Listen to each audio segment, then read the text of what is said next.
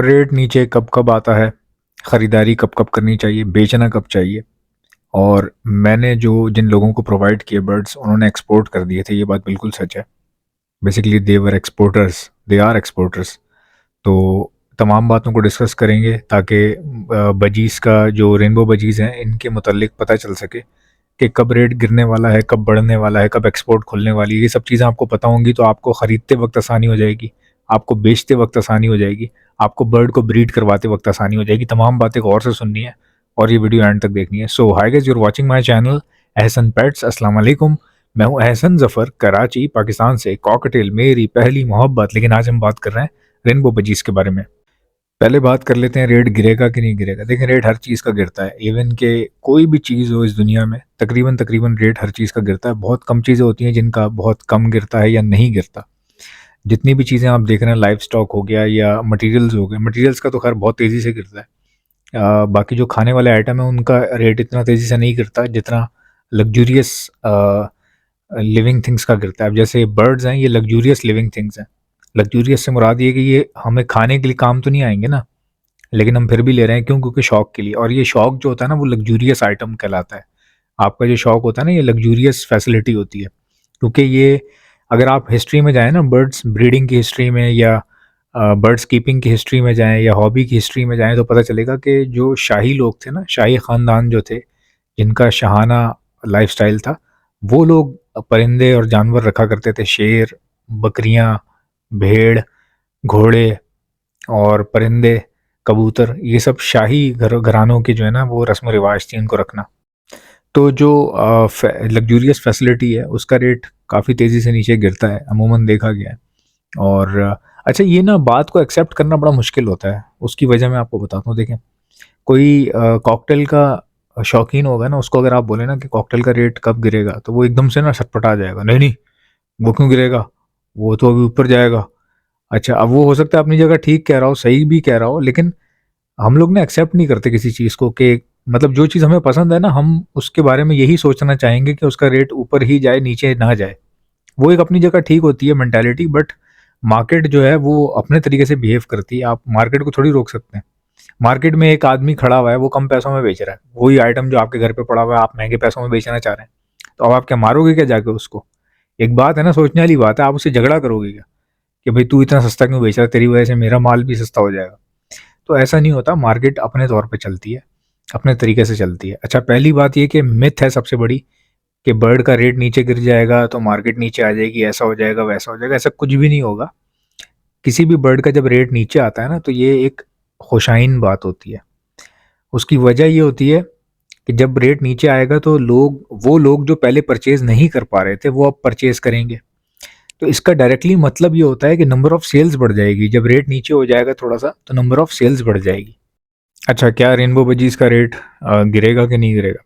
देखें, rainbow budgies का rate ऊपर-नीचे ज़माने से हो रहा है। ऊपर-नीचे ज़माने से हो रहा है, लेकिन इसकी खरीद-फ़रोख्त में ज़रा भी कमी कमी नहीं आई। उसकी वजह पता है क्या है? उसकी वजह ये है कि इसमें कलर्स का गेम है सारा का सारा, ठीक है? तो किसी को कोई कलर पसंद होता है, किसी को कोई, किसी के पास बहुत डार्क शेड्स होते हैं। तो इसकी रेस ना काफ़ी लंबी रेस है, ठीक है? ये मैं खुद भी आपको लिटरली, मैं आपको रिटन में लिख के दे सकता हूँ कि इसकी रेस काफ़ी लंबी है। लेकिन फिर भी रेट ऊपर-नीचे हो जाता है और ज़माने से हो रहा है, अभी से नहीं, ज़माने से हो रहा है। क्योंकि डिमांड की बात होती है, जब डिमांड आती है तो रेट ऊपर हो जाता है, जब डिमांड नहीं आती तो रेट नीचे हो जाता है। अब रेट गिरता कब-कब है, गौर से सुनिएगा। देखें, अभी सीज़न ख़त्म होने वाला है, तो अब रेट गिरने वाला है। उसकी वजह ये, सबके पास ब्रीड आई हुई है, सबके पास हर बंदा डब्बे दिखा रहा है, हर बंदा बच्चे बाल्टी में निकाल के दिखा रहा है, हर बंदा बाल्टी में बुरादा डाल के लकड़ी का बच्चे सजा-सजा के दिखा रहा है उसके अंदर, हर बंदा यही कर रहा है। उसकी ज़ाहिर-सी बात है, उसका रिज़ल्ट क्या होगा? उसका रिज़ल्ट होगा ये माल सारा बिकने के लिए मार्केट में आएगा, ठीक है? मार्केट में आएगा, जब मार्केट में आएगा तो और भी लोग लाएँगे माल, सबकी ब्रीड आएगी मार्केट में बिकने के लिए, तो बायर कम पड़ता है इस टाइम पे। तो हो सकता है कि रेट थोड़ा-सा नीचे आ जाए, लेकिन इसका ये मतलब नहीं होगा कि रेट गिर जाएगा, मार्केट गिर जाएगी, ये हो जाएगा, वो हो जाएगा, ऐसा कुछ भी नहीं होगा। मैंने आपको बताया था ना अभी शुरू में कि एक्सेप्ट करना बड़ा मुश्किल होता है। किसी लव बर्ड वाले को अगर आप पूछें कि यार लव बर्ड कब उठेगा, तो वो एकदम से वो खुद उड़ जाएगा कि उठेगा का क्या मतलब है, लव बर्ड उठा हुआ है शुरू से, लव बर्ड ज़िंदाबाद। तो इस मकसद कहने का ये है कि हम लोग जो है ना, कभी भी अपना नुकसान नहीं चाहेंगे। कोई भी बंदा ये नहीं मानेगा कि मुझे नुकसान हुआ है या हो रहा है। उसकी वजह ये होती है शौक। मैं तो यही देखता हूँ कि लोग शौक जिसको होता है ना, वो कभी भी रियलाइज़ नहीं कर पाता कि क्या हो रहा है बेसिकली, है ना? शौक तो शौक होता है ना। और आगे से रमज़ान आने वाला है, तो रमज़ान में आपको पता है कि हर बंदा खरीदारी करता है बीवी बच्चों के लिए, अपने जो बच्चे होते हैं वो अपने पेरेंट्स के लिए बर्ड्स बेच देते हैं कि चलो कुछ पैसे घर में आ जाएँगे। पेरेंट्स जो है वो परिंदे बेच देते हैं कि चलो बच्चों के काम आ जाएँगे कपड़े-वपड़े बनाने के लिए। आगे ईद आ रही है, ज़ाहिर-सी बात है सबको खर्चे-वर्चे चाहिए होते हैं। कई लोग अपने घरों में पेंट करवा रहे होते हैं, कई लोग फर्नीचर नया डालते हैं कि ईद पे मेहमान आएँगे कैसा लगेगा, ड्राइंग रूम वगैरह सेट करना, कालीन खरीदना, एटसेट्रा, एटसेट्रा बहुत सारी चीज़ें करनी पड़ती हैं फैमिली में रहते हुए। तो इन सब चीज़ों के चलते हुए काफ़ी लोग माल बेचते हैं अपना, जिसकी वजह से खरीदने वाले कम पड़ जाते हैं रमज़ान के अंदर, तो भी रेट नीचे आता है। अब बात ये है कि आपको कब खरीदना चाहिए? भाई यही वो टाइम है जिस टाइम पे रेट नीचे आता है, इसी टाइम पे आपको खरीदना चाहिए। मज़ाक नहीं कर रहा मैं। जब रेट नीचे आए उस वक़्त आप दबा के खरीदें। अभी जून-जुलाई आ जाएगा, तो तकरीबन जुलाई तक रेट काफ़ी नीचे होगा। उस टाइम पे आप खरीद सकते हैं जुलाई तक में। जुलाई तक में भरमार लगा लें, खरीद के अपने पास स्टॉक कर लें। जैसा चाहें वैसे, ब्रीडिंग के लिए लेना चाहें ब्रीडिंग के लिए ले लें, स्टॉकिंग के लिए लेना चाहें स्टॉकिंग कर लें। जो आपका दिल करे, जिस तरह आप सैटिस्फाई हों, उस तरह आप करें, क्योंकि जुलाई तक में रेट काफ़ी मुनासिब हो जाएगा। मतलब मैं ये नहीं कह रहा बहुत नीचे आ जाएगा, मुनासिब हो जाएगा, क्योंकि माल बहुत होगा जुलाई तक में। गर्मियों में आपको पता है कि बर्ड जो है वो बहुत ज़्यादा आता है बिकने के लिए, और ब्रीडिंग सीज़न होता नहीं है, तो कई लोग अपने बड़े जोड़े भी फ़ारिग कर रहे होते हैं। तो उस टाइम पे माल काफ़ी आता है, तो आप उस टाइम छांटी करके निकाल सकते हैं मार्केट से माल। वही माल जब आप दिसंबर में ढूँढते हैं या सितंबर में ढूँढते हैं, तो उस टाइम आपको मिलती नहीं है, चीज़ महँगी मिल रही होती है, उस टाइम भी आप खरीद ही रहे होते हैं ना। तो उससे बेहतर यही होता है कि टाइम पे खरीद लें। परचेज़िंग टाइम में और सेलिंग टाइम में बहुत फ़र्क है।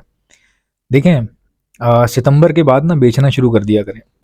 ये अर्निंग होती है सितंबर, अक्टूबर, नवंबर, दिसंबर, जनवरी, फरवरी, मार्च, अप्रैल, मई तक में बेचना शुरू कर दिया करें। मई के बाद फिर सस्ता होना शुरू हो जाता है बर्ड, उस टाइम खरीदना शुरू कर दिया करें। ठीक है, जब सस्ता हो तो खरीदना शुरू कर दिया, जब महंगा हुआ तो बेचना शुरू कर दिया। ये आपने करना होता है। हमारे यहाँ उल्टा करते हैं लोग। जब महंगा हो रहा होता है ना, तो लोग लालच में आ जाते हैं कि इतनी महंगी चीज़ है, हम भी रखेंगे तो और महंगी हो जाएगी जब बच्चे निकलेंगे। तो वो महंगी चीज़ ले लेते हैं और रेट नीचे आना होता है, जो कि आता भी है। फिर वो परेशान हो जाते हैं, नाराज़ हो जाते हैं कि ये क्या हो गया, हमने इतना महंगा लिया था। तो आपने गलत टाइम पे ले लिया ना, आपने गलत टाइम पे ले लिया, पीक टाइम पे आपने ले लिया, और जब टाइम नीचे आया तो आपको बर्ड से ब्रीड लेनी चाहिए थी उस टाइम पे, आप बेच के कम पैसों में। तो आप परेशान हो रहे हैं, तो ये तो आपकी गलती है ना, किसी और की थोड़ी ना है। मैंने जिन लोगों को बर्ड्स दिए, दे आर एक्सपोर्टर्स, तो उन्होंने एक्सपोर्ट किए बर्ड, कुछ ईरान चले गए, ईरान से फिर आगे सोन चले गए होंगे काफ़ी ज़्यादा, लेकिन ईरान तक तो पहुँच गए थे अल्हम्दुलिल्लाह, क्योंकि मुझे पेमेंट रिसीव हो गई थी। और ज़ाहिर-सी बात है, जब पेमेंट रिसीव हो जाए तो आपको पता चल जाता है चीज़ अपनी मंज़िल पे पहुँच गई है। बाकी आगे उन्होंने कहाँ भेजनी है, कहाँ नहीं, उससे हमारा लेना-देना है नहीं, ना हमारा कोई इतना लंबा काम है। हमारा जस्ट यही था कि बर्ड्स हमने जो है वो कलेक्ट किए, कलेक्ट करके हमने आगे सप्लाई कर दी, हमें पैसे मिल गए हमारे बर्ड्स के। तो ये चीज़ें हैं। और आप लोग, मैं आपको बताऊँ कि मेरे पास कई लोग पूछ रहे हैं कि वीडियो कम क्यों बना रहे हो आप? उसकी वजह मैं आपको बताता हूँ। मैं एक वीडियो बनाता हूँ ना, पूरा हफ़्ता मेरे पास रश लगा रहता है, इतने लोग आते हैं, इतने मैसेजेस आते हैं कि मैं आपको क्या बताऊँ। तो पूरा हफ़्ता फिर वो सेलिंग में टाइम निकल जाता है सारा का सारा। सेलिंग में फिर ये होता है, प्रॉफ़िट हो जाती है। अब सेलिंग में प्रॉफ़िट हो रही होती है, पैसा आ रहा होता है, तो उस टाइम तक वीडियो को होल्ड कर लेते हैं कि अभी वीडियो नहीं बनाते, टाइम नहीं मिलता ना फिर। और होम डिलीवरी वगैरह करवा देते हैं, बर्ड्स भेज देते हैं लोगों के घरों में। खुदा की कसम, इतने बर्ड्स बेचे हैं, आप हैरान रह जाएँगे कि वीडियो तक बनाने का टाइम नहीं मिला कि उन बर्ड्स की वीडियो बना लें। कितनों की बनाएँ, कितनों की बनाएँ। शुरू-शुरू में शौकिया डाली 4-5 वीडियो, 8-10 वीडियो डाली, 20-30 डाली। उसके बाद फिर ज़ाहिर है थक गए। उसमें यही सोचा कि वीडियो बनाने में टाइम ज़ाया हो रहा है। इतने में तो और मैसेजेस को डील कर लेंगे और बायर्स को डील कर लेंगे। तो फिर स्ट्रैटेजी चेंज कर दी, डायरेक्ट भेज-भेज के। मैं, यकीन करें आप लोग इतना प्यार करते हैं। कई लोगों ने पैसे दिए, बोला बर्ड भेज दो, ना तस्वीर माँगी ना कुछ, खुदा की कसम। और जब बर्ड भेजे हैं, ला इलाहा इल्लल्लाह मोहम्मद रसूलुल्लाह, जब उनसे पूछा कैसे लगे, तो उन्होंने कहा एहसन भाई टॉप क्वालिटी बर्ड्स। अगर आपको भी रेनबो बजीज चाहिए तो चैनल को सब्सक्राइब कर लें, और सामने मेरा फ़ोन नंबर चल रहा है, इस पे व्हाट्सएप कर